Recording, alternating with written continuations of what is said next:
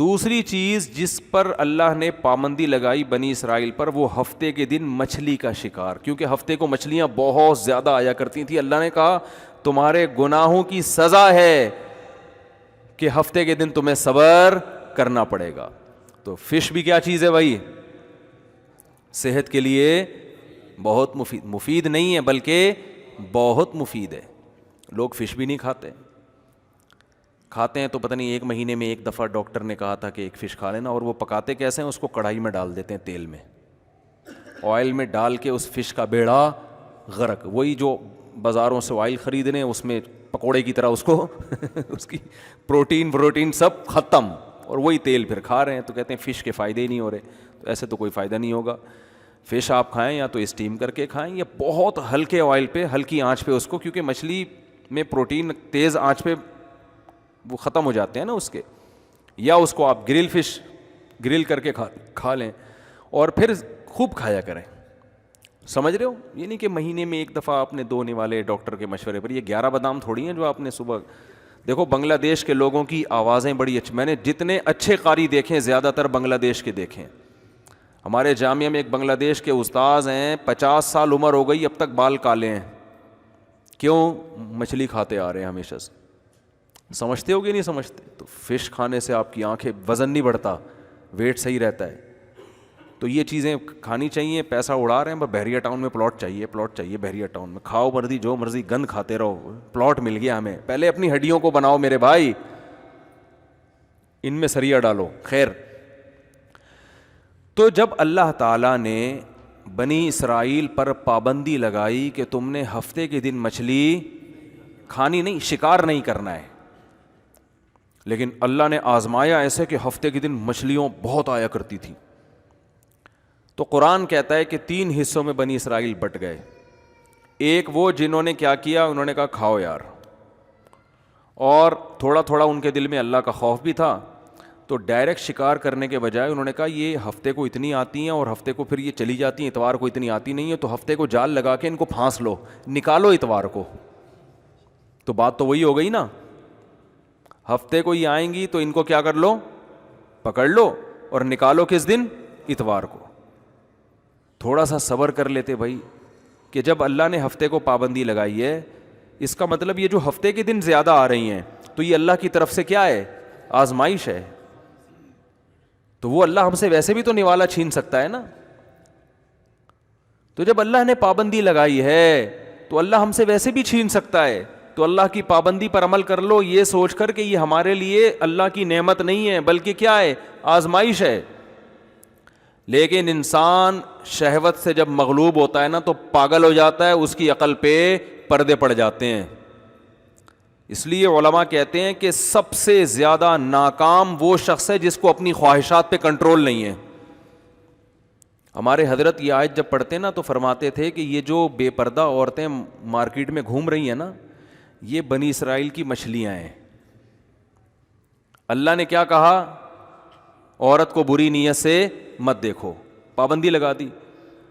لیکن آزمائش ایسی کہ جیسے ہفتے کے دن پابندی تھی اور مچھلیاں چھوڑ دی اللہ نے، تو ایسے ہی نظر جھکانے کا حکم دیا اور مارکیٹ میں کو خواتین سے کیا کر دیا اللہ نے؟ بھر دیا ہے. اب عقل مند یہ کہے گا کہ میں جس آنکھ سے عورت کو دیکھ کے حرام لذت حاصل کرتا ہوں، یہ آنکھ مجھے کس نے دی ہے؟ اللہ نے. اس عورت کو کس نے بنایا؟ اللہ نے.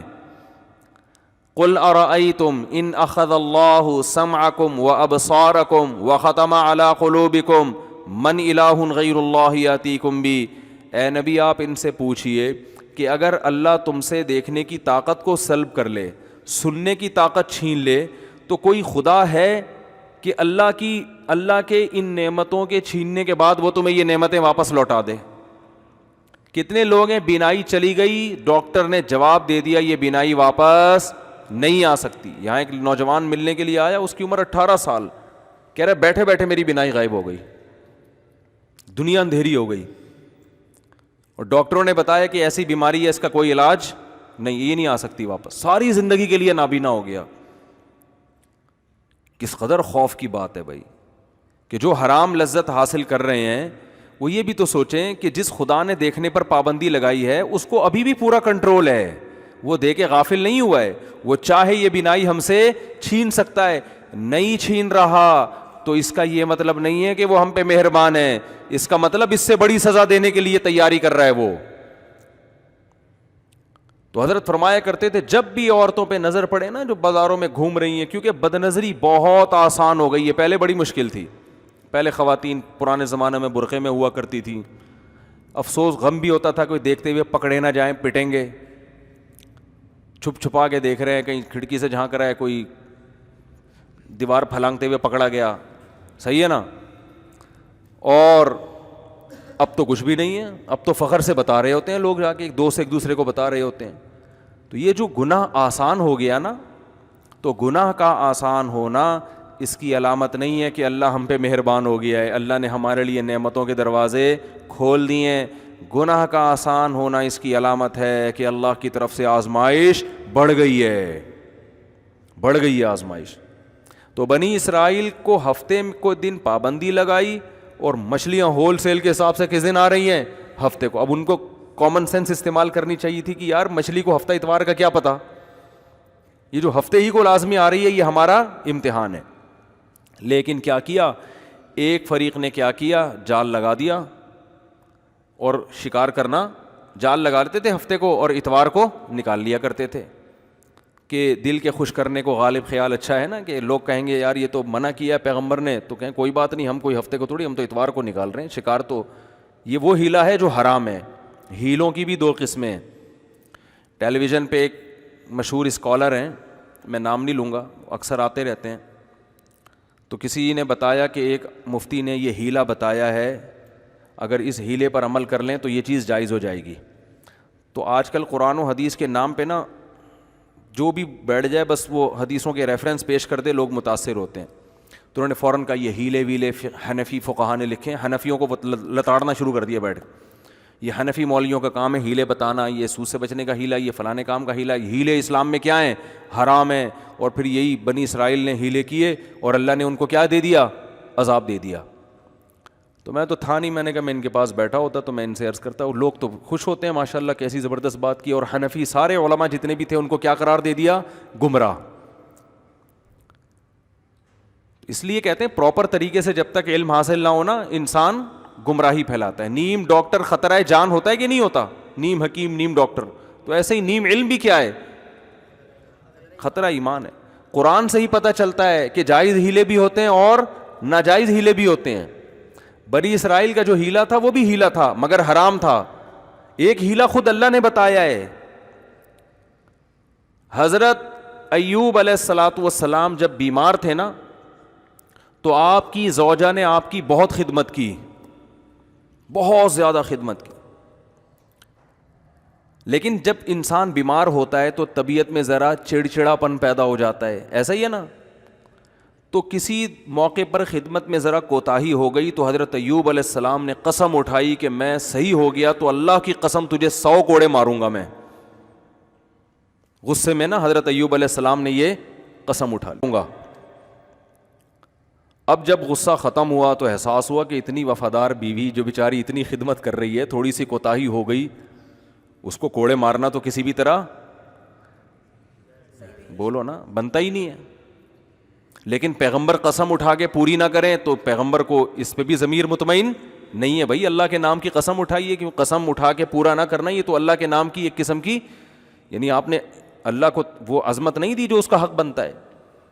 تو قرآن کہتا ہے ہم نے ایوب علیہ السلام کو کہا جب وہ ٹھیک ہو گئے, ہم نے کہا خذ بیدک ضغثاً, ایک جھاڑو لیں جس میں 100 تنکے ہوں اور ایک ہی دفعہ لگا دیں, ٹھیک ہے نا.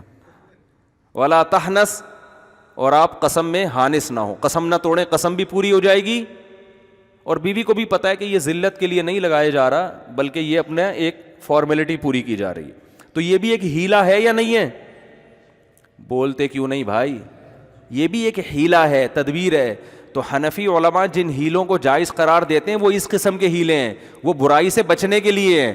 اور بنی اسرائیل جو ہیلا کر رہے تھے برائی سے بچنے کے لیے نہیں بلکہ برائی کو حلال کرنے کے لیے, برائی سے جو مقصد تھا اس مقصد کو ختم کرنے کے لیے.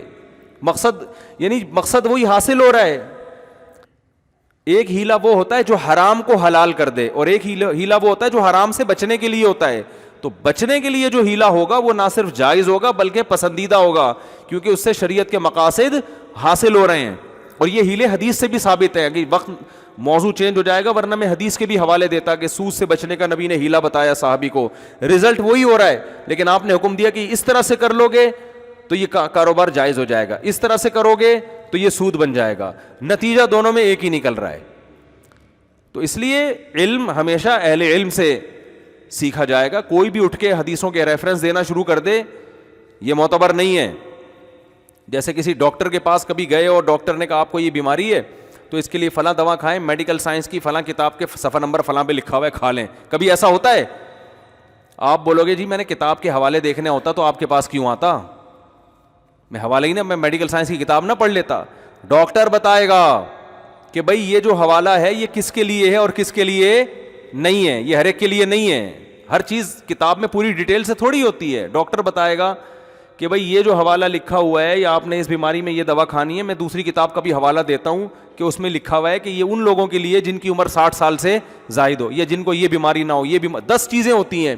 اسی وجہ سے کبھی بھی میڈیکل سائنس میں حوالے نہیں لیے جاتے بلکہ ڈاکٹروں سے رابطہ کیا جاتا ہے. آپ کہہ سکتے ہیں ڈاکٹر فراڈی بھی ہوتے ہیں, تو بھائی ایک نمبر بھی تو ہوتے ہیں.